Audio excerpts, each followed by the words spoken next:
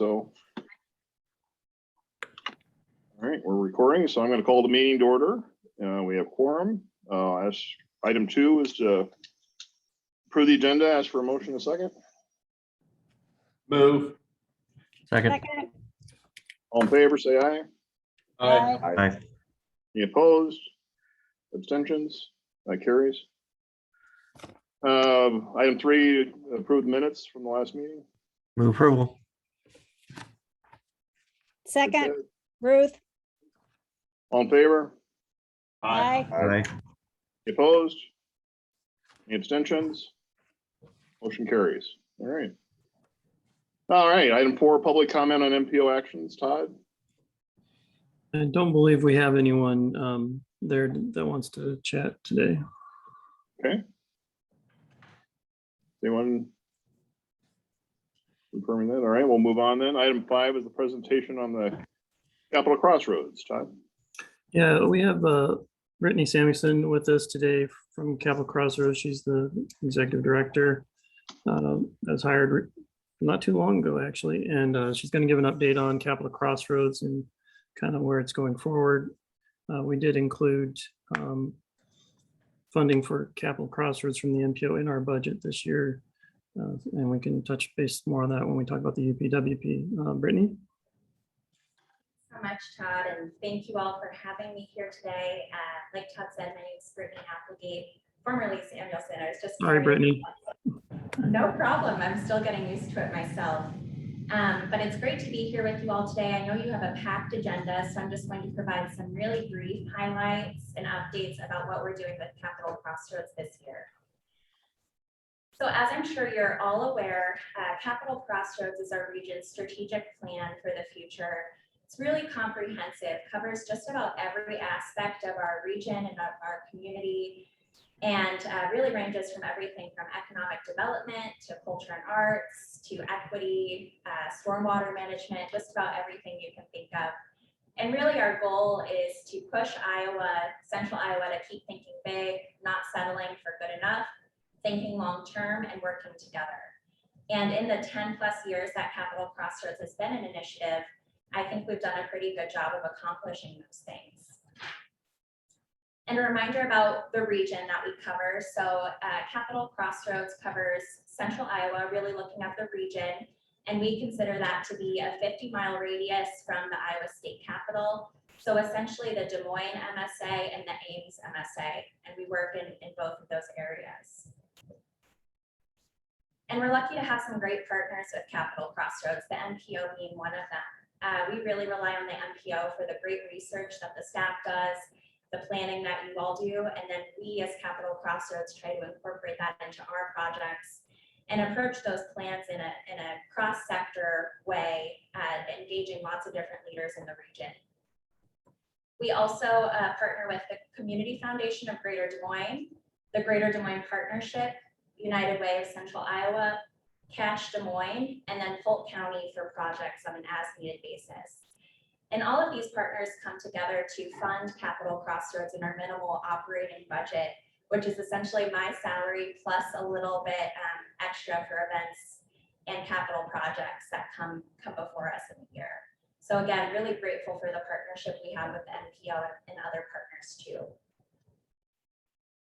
Capital Crossroads is set up with 10 different capitals, which essentially act as our work platforms or working committees. And you can see them all on the screen in front of you. I'm just going to touch on about 4 of these capitals today, but please know that there are dozens of projects that these capitals are working on throughout the year. And I'd be happy to talk to any of you about some of those projects in more detail, but just for the sake of time today, I'm just going to focus on a few. So first is Wellness Capital, and you might be a little surprised that I'm focusing on this, but there's a strong connection and partnership with the NPO here, in that Capital Crossroads and the Wellness Capital is really taking some leadership on looking at regional walkability across central Iowa. We actually just had a meeting this week and had several NPO staff attend, and we are looking at what regional walkability means. Could be something like filling sidewalk gaps, could be something like providing a toolkit for cities to start thinking about walkability more. And really we see this as a cross-capital initiative because it improves the wellness of our citizens. It also focuses on our physical infrastructure in central Iowa, promotes equity. All sorts of capitals come into play here, and we're excited to see where this initiative takes us. Next, we have governance capital, of which Mayor Andeweg is actually one of our chairs. So thanks, Mayor, for your leadership here. But we have a couple different initiatives on the screen here that have really been years-long initiatives of Capital Crossroads. The first is the Regional Stormwater Ordinance Project. So this is an effort that Capital Crossroads started a few years ago to do some education around stormwater, look at best practices for stormwater management, and then eventually come up with a model ordinance for the region to adopt. Over the past year, we've had 5 or so communities adopt this ordinance, and we have commitments from several communities that this spring they will also be adopting the ordinance. This marks a huge success for the region because it really makes sure that we're all collectively looking at stormwater management and flood reduction and mitigation and water quality improvements as a region and not just as one community at a time. We also have the Central Iowa Code Consortium, which again is a years-long initiative of Capital Crossroads, where we bring together communities to look at building and fire codes and try to make those as consistent as possible across the region. This is great for developers to have that consistency, but it's also great that our region is able to have a high standard across communities for building and fire codes. So another initiative that we're really proud of. Natural Capital, working on several different things here. As I'm sure many of you know, Capital Crossroads and Natural Capital served kind of as an incubator for the water trails.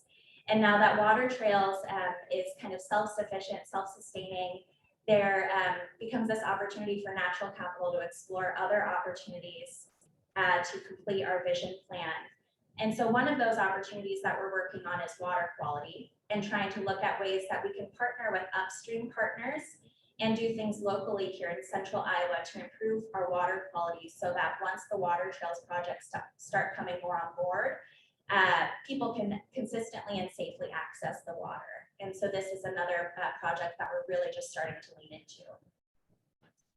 We also have a tree planting initiative that we're starting to focus on, and again, really leaning into the MPO and the great knowledge that the MPO staff has on this subject, but looking at how we can really aggregate what's going on with our tree canopy across the region, combine efforts, create resources for communities in order to promote trees, in order to improve our natural capital, and also improve some water quality issues there too. And then with physical capital, which Todd chairs too, and I'm really grateful for Todd's leadership here. We have a couple different initiatives that we work on. The Smart City Initiative, I work really closely with Dylan in order to bring together communities and the private sector to think about how we're using technology across the region to improve the efficiency and effectiveness of our communities and our operations, and really thinking into the future. So with Dylan and the MPO, we convene quarterly roundtables of private sector and public sector to talk about some themes or some emerging topics in this space. And also recently we did a smart city survey of communities across the region to understand how they're thinking about technology and some emerging trends there. And then finally here we work with the MPO too on the Here We Grow Workforce Housing Initiative, which is really looking at how our region is anticipating growth over the next 10 to 20 years and how our housing stock aligns or doesn't align with that growth. We've been able to meet with just about every community in the region on this topic to think about or to talk about how cities are looking at this growth and how they're preparing for it so that our region can proactively and collectively capitalize on the growth opportunities and economic development that we're going to experience over the next few years. But what I'm most excited about this year in particular is the launch and process of Capital Crossroads 3.0. So we are about to start our third version of planning this year. And our goal here is to create a 3 to 5 year action plan that's based on a 10-year plus vision. So really trying to think about what the next big ideas are for the region. What is the next water trails going to be? What are some other ordinances or regional collaboration that we can pursue over the next 5 to 10 years? And we want to be really good about building off of recent plans. So wanting to take into account what's been done recently with the downtown vision plan, the InterConnect plan that the NPO is working on, and several other planning efforts to make sure that we are all working in alignment. And then, of course, we also want to explore the capital crossroads structure and the infrastructure for our initiative.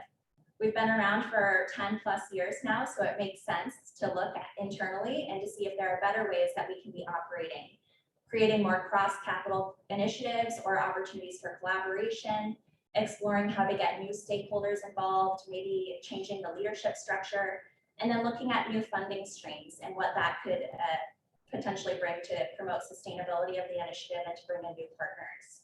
So we are currently in the process of selecting a consultant for this, and Todd is looped in on that as well. And the planning process should be from April to about November. So we're really excited to have a new plan by the end of the year. Now, if there are any questions, I'd be happy to take those. As Todd said, there's a line item on your budget for Capital Crossroads, so happy to talk about that a little bit, or any other questions you have about the initiative for 2022. All right, thank you, Brittany. Any questions for Brittany? Yeah, I have one, Mayor, if I could real quick. Go ahead, Ted. So Brittany, within the governance capital that you talked about and the regional stormwater ordinance, I think I heard you say there are 5 cities that have adopted that. Do you have like a target goal that you're trying to get to? How do we, 'cause I'll be honest, 5 doesn't sound like a whole lot to me. And, you know, so how are you measuring success on that? Yep, so I'd say our goal right now is at least 10 communities, so we're about halfway there. And it's tricky to measure this goal too, because some of the cities already had stormwater standards in place that met the best practices, so they don't really have to adopt anything. And so we're not really counting them in our goal either. But really, we just started this process last year in terms of getting the ordinances passed. So I'd say that with the pandemic and everything else going on, being halfway to the goal is pretty good, especially because I've been working with cities across the metro to understand if they're getting close, if there's any technical assistance or support or research we can provide to help get them across the finish line. And I believe only one community has rejected the stormwater ordinance so far, and the others are open to it and plan to pass it this spring. So hopefully we'll get to our goal of at least 10 by the end of summer. And then of course, want to work on other communities in the region after we get the core across the finish line there. Okay, thank you very much. I just point of clarification, that those 5 were from this year. And so we're nearing that 10. So there were some Polk County and other communities like Clive had already incorporated those things into their ordinances before this year. So we're nearing that 10 at this point. Thanks for the clarification, Allison. I also have a question about the stormwater ordinance. Brittany, this is Aspen. For the 5 and the folks maybe last year that adopted it, do they all have the exact same language of the ordinance, or did they slightly tweak it for their individual communities, if you know? I'm not entirely clear on that because some of that happened before I started, but I believe that most of the important pieces are very consistent, and that some communities may have tweaked to fit their community needs, but I don't know if Allison, if you have more insight on that. Yeah, so there is consistency throughout. There are a couple numbers on the engineering side that were changed based on the community, but the overarching themes are consistent across. Great. Okay. Thank you. All right. Anything else for Brittany? All right, thank you very much, Brittany. Appreciate the presentation. All right, we'll move on then to the consent and vote on the contracts and expenses, Todd. Yeah, thank you. Go ahead to the next slide. Just one item for you this time. We have the Story County Housing Trust that we help administer their services. So they've prepared a contract, and It would be a $27,000 contract. This again is included in our UPWP that you'll approve in a minute. But we would recommend approval of this item. Okay. Happy to answer any questions. All right. Any questions for Todd? Approval. Second. Okay. All in favor, say aye. Aye. Aye. Any opposed? Any abstentions? All right, that carries. Item 7 is report and vote on the public hearing date for the downtown Des Moines Dam mitigation and user access project construction contract. Todd. Thank you. In preparation for the bid letting for the water trails, we need to establish a date for a public hearing. So if you go to the next slide, please. So we're proposing to set that hearing date for April 21st at the MPO Policy Committee meeting. I would follow the tentative schedule we've got on the next slide. Go ahead. So we'd set that meeting date today and have the bid opening on the 29th. Assuming we have a low bid available and a responsive bidder. The Office of Contracts at the DOT sends out a questionnaire to make sure there can be a responsive bidder.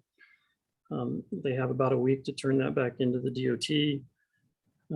Assuming everything is good there, the MPO staff will recommend award to the responsive bidder. Federal Highway will offer its concurrence.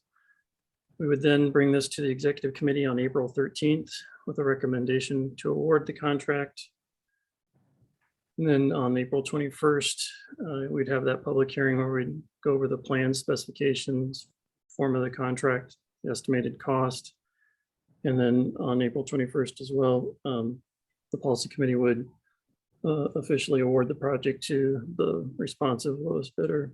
And then we would begin the signing process on April 22nd with the DOT. So I'd recommend moving forward with setting that hearing date.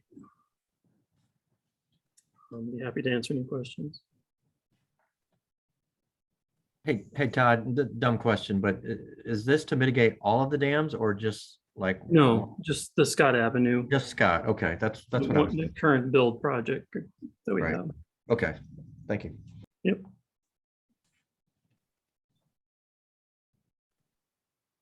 Move approval. Second. Second.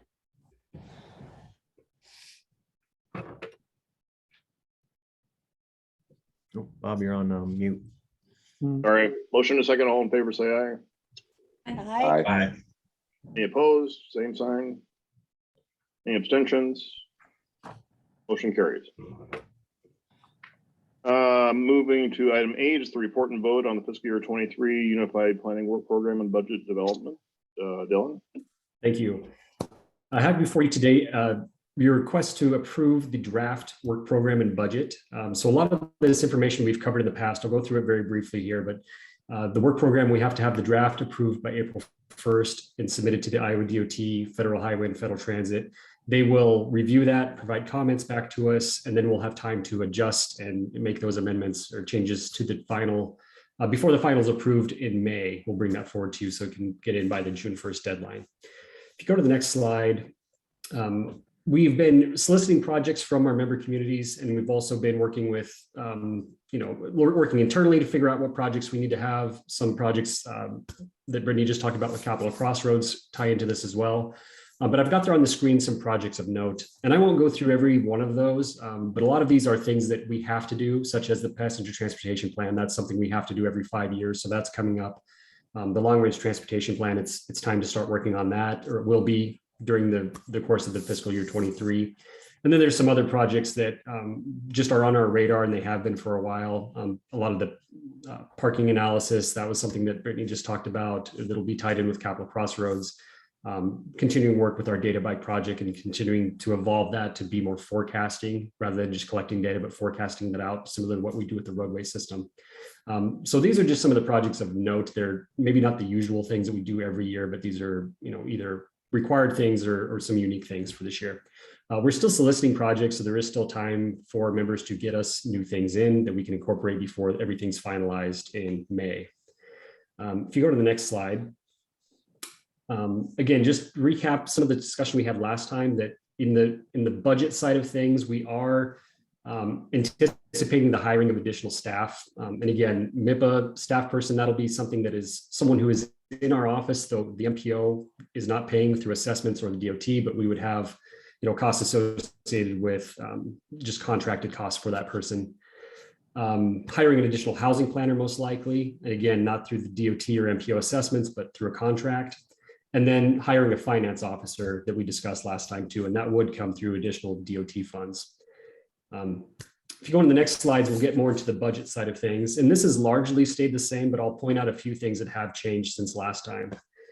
So on this table here showing revenues, I talked last time that DOT had suggested we reduce some of the amount there because of the appropriations bill that has not passed yet. They've since said we should probably program more of it. So we have increased the DOT funding that we're receiving there at the top part of that table. And then in the bottom side of things, there's been an additional contract that is coming up, and that is for Indianola and a bike study that they want to have done. Most of that work will happen this fiscal year, and we'll next month have a work program amendment to add that in. But we're anticipating that'll carry over into the next fiscal year. So there's an additional $5,000 in there for that project. You go to the next slide. We discussed this last time a little bit, and this hasn't changed, but we need to show the water trails funding in our budget. So we do show that, and it's just showing that the money comes in and we turn around and provide it all back out. So there's really no, no real impact. There's no gain or loss. It's just money in, money out. But we'll show that in our budget so that everything lines up well with the audit. Then if you go to the next slide, we get into the expenses. And again, this has largely stayed the same. No real changes here. I would note though that the balance there in table 4 has increased just because we do have that additional contract as well as the additional money coming in from the US DOT if we anticipate getting the full amount that we're anticipating there. I think that's it. I don't think there's any other slides for that. No. So that's what we have for you. We'd request that you approve the draft document. And again, we'll get that into DOT, and then we still have time to make any adjustments going forward. So if there's any questions, I'm happy to take them. Thank you, Dylan. Questions for Dylan? Hearing none, then I ask for a motion in a second. Move to approve, Ruth. Second. All in favor, say aye. Aye. Aye. Any opposed, same sign. Any abstentions? That carries. All right, thank you. Moving on then to item 9, it's report and vote on the draft fiscal year 2021 audits. Todd?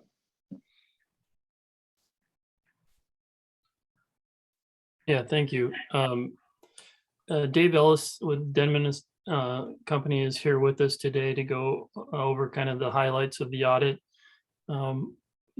Just real briefly, and then Dave can jump in. It's pretty similar to last year's. We have made some improvements in our accounting functions that were pointed out last year, and we're continuing to do that obviously with the hiring of a finance person. So Dave, go ahead, and I'll let you take it away. All right, thank you, Todd. And thank you for selecting us as your independent auditors. This is our second year. This is a draft of the audit, but we do not expect any changes. There might be some typos that we'll go through and correct, but other than that, this is what we are anticipating the audit to be finalized as. So on page 3 of the audit document, the financial statements are responsibility of management. Our responsibility as auditors is to express an opinion on the financial statements.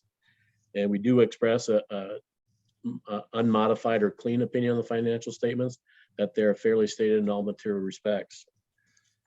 I'm going to flip over to pages 7. It's kind of got a comparative of this year to last year. So your total assets were about 5.1 million compared to 2.3 million. The increase is towards the end of the year, you had about $3 million of funds that were due from the Transload project. And you also have a payable that same amount. So that $3 million kind of offset each other. But the work was done in FY21. So we accrued those numbers there. So that's why the big increase in assets this year. Same side on liabilities, went from 740,000 up to 3.9 million. So your your net position went from 1.6 million up to 1,355,000. So a decrease in net position of about 269,000 for the year. On page 8, again, your revenues were up from about 2.2 million up to 5.9 million. Majority of that was, again, that transload project that was towards the end of the year. Then your program expenses went from 2.1 million up to about 6.2 million. Again, all related to that transload project. So again, there's your change in your net position of $269,000 negative. Starting on page 17 is your notes to the financial statements. There's a lot of pages there. I will say there were no changes in your accounting policies for the year. As Todd mentioned, you did add the contract accountant that did help with internal controls and that side of thing. But as we did the audit, those were done like in April, May of last year. So we still do have some comments on those. But one of the notes I'd like to point out is page 22, note 6, is your support for from your governmental entities. Received grants about a little over $1 million there. On page 23, note 7, you got a pension liability reported on your financial statements. That's a long footnote of about 4 pages. That's related to IPERS. That's a standard footnote for all your governmental entities. So that gives you a lot of information on your IPERS liability there. I'm going to skip all the way back to page 36. This is your scheduled expenditure of the federal awards. Again, $3.8 million from the National Infrastructure Investments Award, and about a little over $1 million from your highway planning and construction. So total awards about $4.8 million. Both those programs were considered major programs this year, so we did test those to make sure that all the expenditures were in compliance with the federal regulations. We did not find any non-compliance in those areas. So from a federal perspective, there are no issues with those projects. We did identify 2 internal control items. Again, they're the same ones as last year, but towards the end of the year, they were somewhat corrected with the contract accountant. Those are both on pages 43 and 44. One was segregation of duties. Obviously, with that contract accountant, that will help with your segregation of duties. If you have it at a finance director, that will help also. So those are 2 good things. Hopefully this comment will be gone next year. On page 44 is there was some, again, we had some payables and receivables that were not recorded at the end of the year. We did record those as part of the audit process. Again, I think with the additional help in the accounting area, I think that will be corrected next year also. So on page 42 is kind of a summary. We issued an unmodified opinion on the financial statements. Had a material weakness in internal control over financial reporting, material weakness over internal control over the federal programs. Again, no compliance issues. A modified opinion on your federal programs compliance. The 2 major programs there. And then you do not qualify as low risk audit because of those material weaknesses in your internal control. That's a very quick summary of everything there. Is there any questions? Anything I didn't cover, Todd, that you think I need to go over? No, I think you hit the highlights and kind of the findings that we got, we expected, but we're making progress on correcting those. And we'll continue to make progress on that with the new finance officer. So yeah, happy to answer any questions. We will submit this to the state next month. Any questions for either Todd or Dave on this?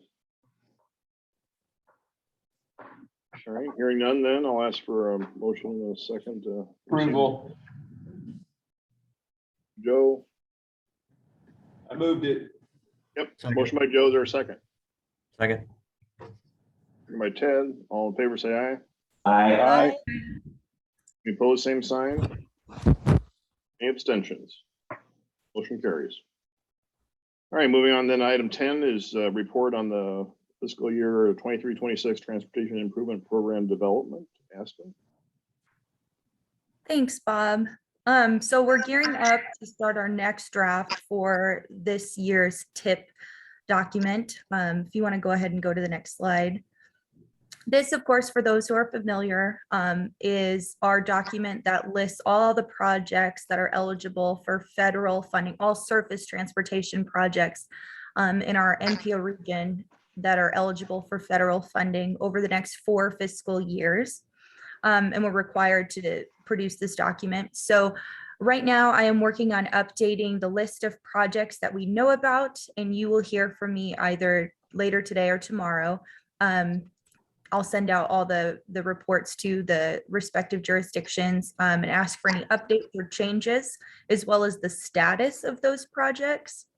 And so you'll have about 3 weeks to get those back to me. And also projects that are included, those need to have authorization to proceed by at least September 30th of this year. If not, we'll need to roll those funds over to 2023. That's just the requirement. So that's sort of all I have about that. So unless there's any questions, I think this will come back in May with the draft. We'll approve it then. All right. Any questions for Aspen? Thank you. This is a report only. Moving then on to item 11 is a report on the FFY 24-20 through 28 transportation plan update. Allison. Yes, thank you. You can go to the next slide. So as Dylan mentioned, part of the work program this year and part of fiscal year next year is updating the passenger transportation plan. It is required document by the IWDOT to be updated every 5 years. And as you'll remember a couple of years ago, this really does look at transportation for those who cannot drive. So whether that's legally, physically, mentally, and other disabilities that might keep them from that, and ensuring they have mobility throughout our region. And so this does emphasize access to health and human services. And because of that, we work very closely with our transportation advisory groups, both here in the metro and throughout the whole Central Iowa region, to uncover some of their barriers and draft some action steps that we can take. So this is ongoing. We are having our first TAG steering committee meeting later on this month. And over the last couple of months, we've been meeting with HRDA and DART staff to start this discussion. And the draft will be due February 1st of 2023. So you'll get a couple updates throughout the year from me on this, but if you have any interest in being a part of it, please do reach out to me. If you have any questions, I can take them at this time. Allison, any questions for Allison? Hearing none, we'll move on then. Allison, you're also up on the greenhouse gas emissions inventory reports update. Indeed, thank you. You can go on. So as you'll all remember, we did join ICLEI in January 2022. So we have started to draft the requests for the member communities to each of the energy generating or consuming sectors. And so I would say that we have about half of those requests out. And because we do have so many communities that we're making this request on behalf of, I do expect the data collection to take about 2 or 3 months, just because we do have about 15 cities and a whole county. And we are asking a large lift from each of these agencies. So in the meantime, MPO staff will be working on the other contents within each of the reports.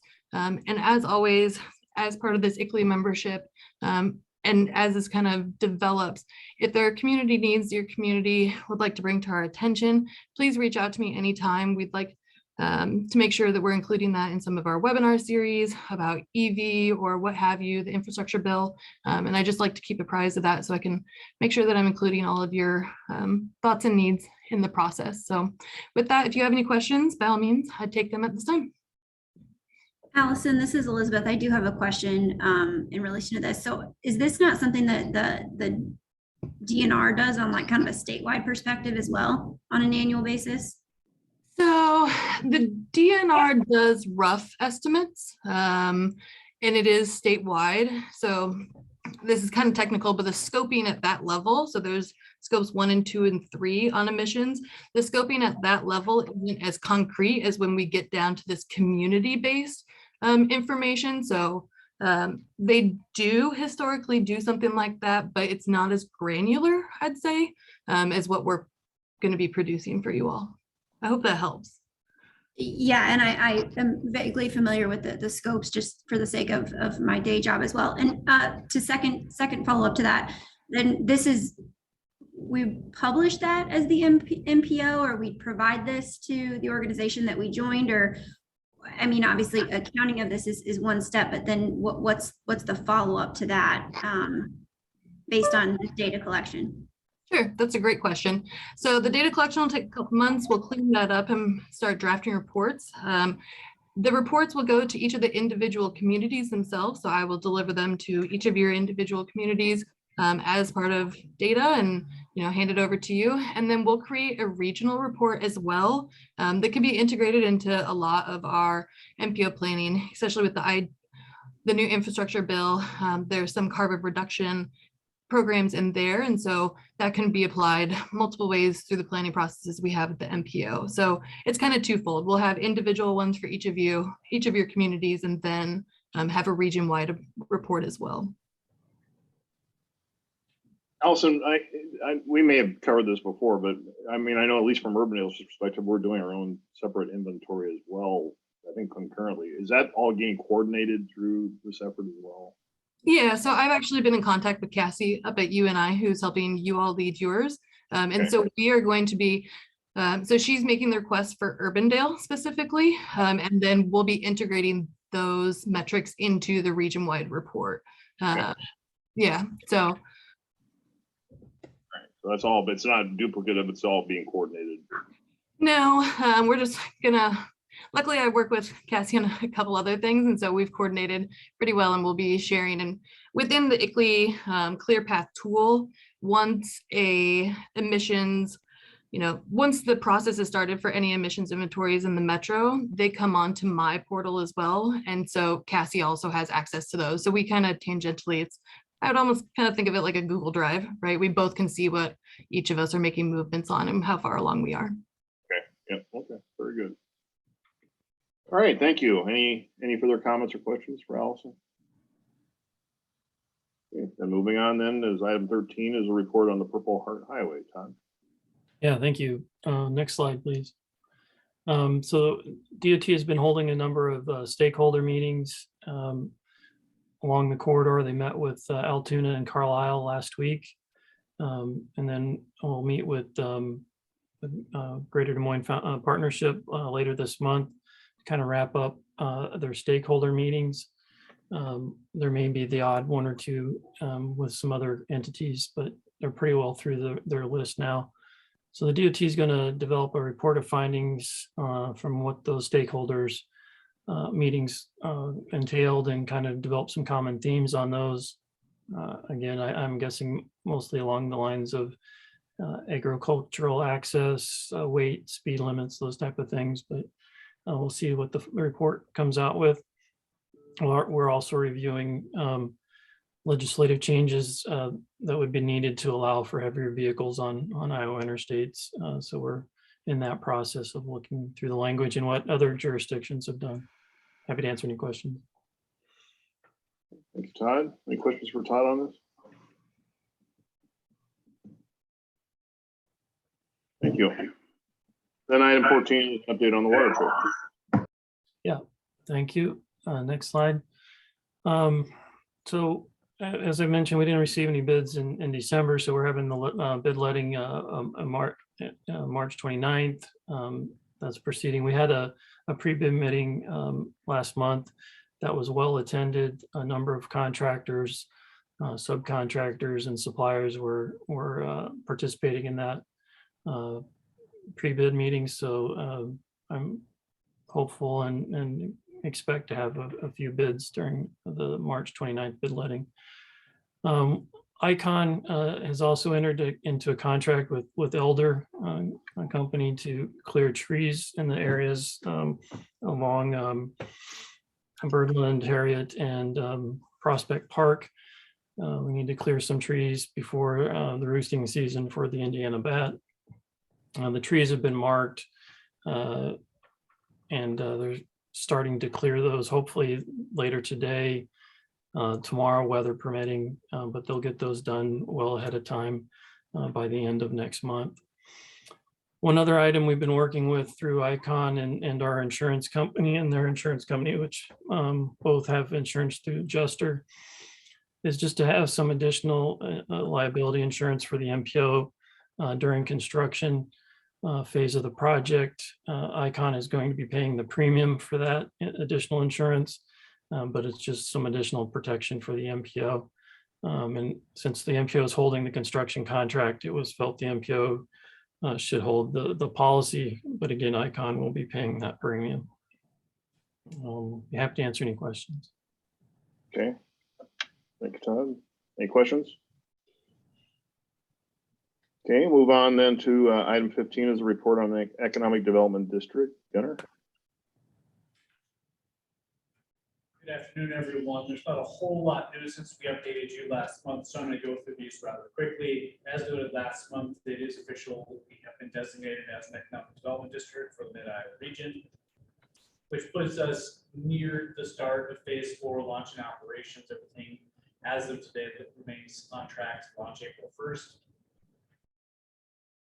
We did receive the invitation for the partnership program. We did submit all those application materials. This is the capacity building grant from the EDA that we talked about throughout this process. As of this morning, I hear that it is in final review by the legal team, which is a good sign, and we can hear word on this by the end of the week.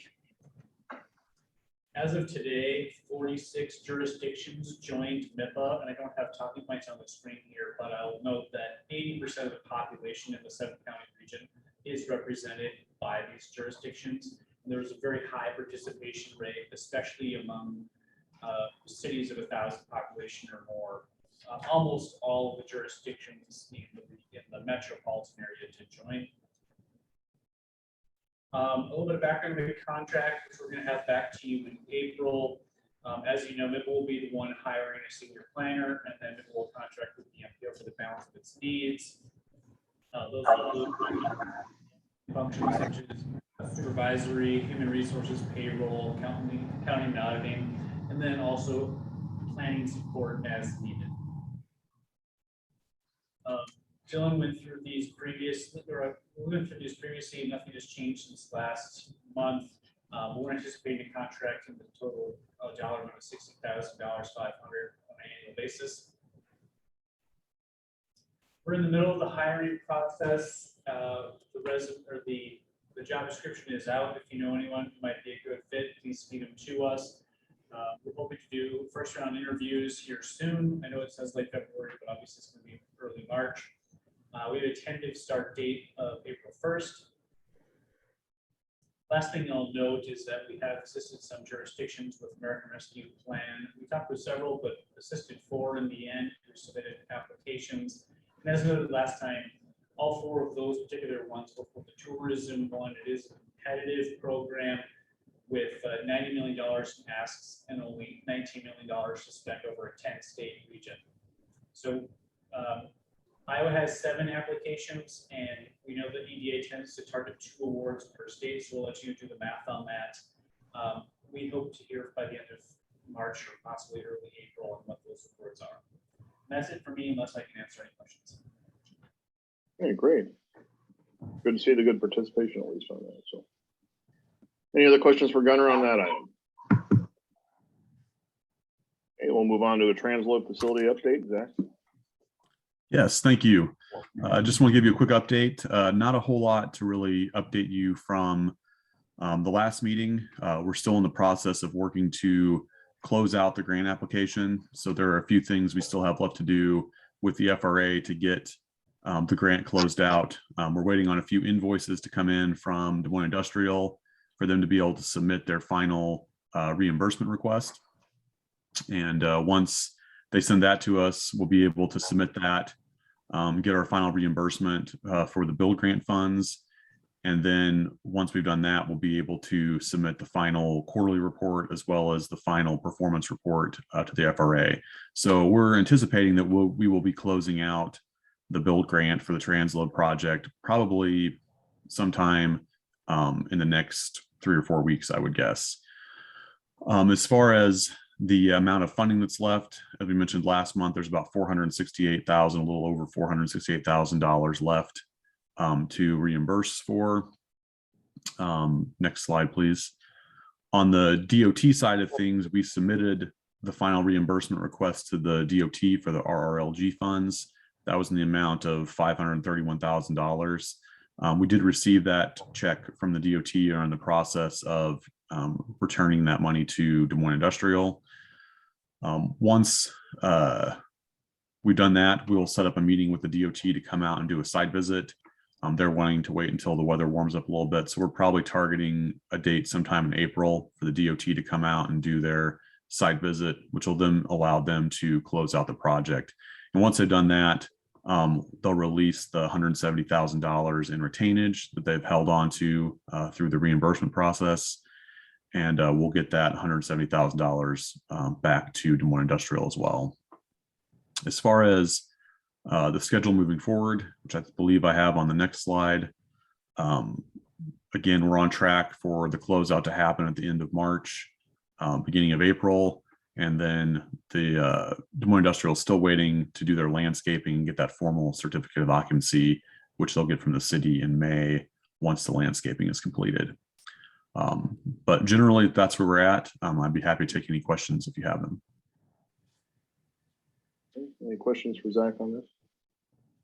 Zach, is there going to be a time that we can schedule, if people want to see this, or schedule a tour for the MPO reps? That's a great idea. I know they've been open to giving individual tours throughout the whole thing. So if anybody's interested in having an individual tour, I can set that up. But it'd probably be nice to have maybe a group tour as well. So I can talk to Gabe and Paul and see if that's something they'd be willing to do. I'm sure they would like to do that. I'd also like to get them in here in the next month or two to give a presentation to you just on how things are going straight from them. Okay, that'd be great. All right, any questions for Zach on that? Okay, thanks, Zach. All right, thank you. Item 17, legislative update, Dylan. Thank you. I've got on the national side of things, an update for you. I think we talked last time that there's an appropriations bill that we've been under continuing resolution that goes through the end of this week. Looking at the news earlier and talking with some of our partners in DC yesterday, they said the Ukraine conflict has kind of pushed this into high gear because they want to get defense spending and humanitarian aid out there and don't want to do another continuing resolution. So earlier this morning, a $1.5 trillion bill was introduced, and it's like a $2,700 or 27-page document. So I haven't gone through all of it, but it's out there. The House is expected to vote on that today, probably later today, move that on to the Senate. It sounds like they're also going to vote on a short-term continuing resolution just in case things can't be pinned up, buttoned up by the end of this week. That way they could still fund the government through the end of next week and give them some breathing room to get the full thing signed. So that's looking promising. That's important for us because for the infrastructure bill that was passed at the end of last year. There's some programs, some of the new programs that can't be, the funding can't be allocated, and apparently the US DOT can't even work on those projects yet until they get this appropriations bill. So that will start a flow of funding and work. As far as rules and so forth on these bills or on these funding programs coming towards us. I would also note that at least in the House version, from what I've been reading, there's about $4.2 billion of earmarks. And this will be the first time in over a decade that earmarks have been a part of the appropriations bill. Not sure what those earmarks are. I've been looking for that as this morning, and I haven't found a list or anything. So we probably will learn more, but there could be some earmarks coming towards this region as well. And then just generally on the reauthorization bill, there's starting to be some guidance rolling out from the White House and from the US DOT on just how to access funding and what these will look like. And I know we've started getting requests from some of our member communities too. So we're going to be working on summarizing those and providing better guidance to our communities of things to look out for when funding opportunities come available so that we can help them through that process. So be on the lookout for that too. If you go to the next slide, turn to some state-related legislation. The first one there is something new that we haven't shown you before, and it has to do with right-of-way and conduit management. This is something that was discussed, as Brittany mentioned earlier, with the Smart City Roundtable. This is something we discussed last time. And the issue is that when when roadway corridors are built in the right of way, cities will oftentimes provide conduit for telecom providers to use for fiber and so forth. Oftentimes those telecoms don't want to use that provided fiber. They want to use their own conduit. And so this bill would prohibit the local governments from requiring them to use that city provided conduit. And there's a lot of implications of that. And I won't go into all that here. I know the League of Cities is also heavily watching this, but just so you know, that's something out there that we're paying attention to. There's still some legislation out there about automated traffic enforcement, some that would ban it outright, some that would just provide more regulations on it. And then last time we also talked to you about what was then called Senate Study Bill 3134. Now it's Senate File 2312 that would put some caps on what county conservation boards or the DNR can pay for public land, which could have some implications for purchasing and developing recreational trails. So those are all things we're still watching. If there's any questions about any of those, happy to take them. Thanks, Dylan. Yeah, the right-of-way bill is, I think, very problematic. But, hopefully they can die or be substantially modified. All right, any other questions for Dylan on that? Okay, moving on then to upcoming events, Gunnar? Just a few events that I want to make you aware of. First is a public engagement opportunity for our own InterConnect plan that Aspen has been working on, as well as other staff. All the details are on the website listed there. Just want to make sure you know that you have opportunity to take that survey, pass it out to colleagues or constituents. The survey will remain open the rest of the weekend. Also, I want to put a save the date on Beyond the Bus focused on healthcare, being put on by HERDA. That's coming up on April 26th. Also want to make note of the growing transportation mobility for all conference coming up in July. Andy made sure that we wanted to get this on here for your awareness. So if he was anything to add, I will let him in a second. Yeah, I guess that's it for me. So unless Andy has something he wants to add here, that's it for me. No, not necessarily. This is a meeting that kind of moves around between 7 or 8 states and happens to be back in Des Moines this year. Was here about, I think it might have been in 08 or somewhere in that general vicinity. So just interesting. There'll be a lot of transportation officials here and hopefully some good presentation materials. Thanks. Andy? Any questions on that item? All right. Thanks, Gunnar. We'll move to item 19. Any other non-action items of interest to the committee?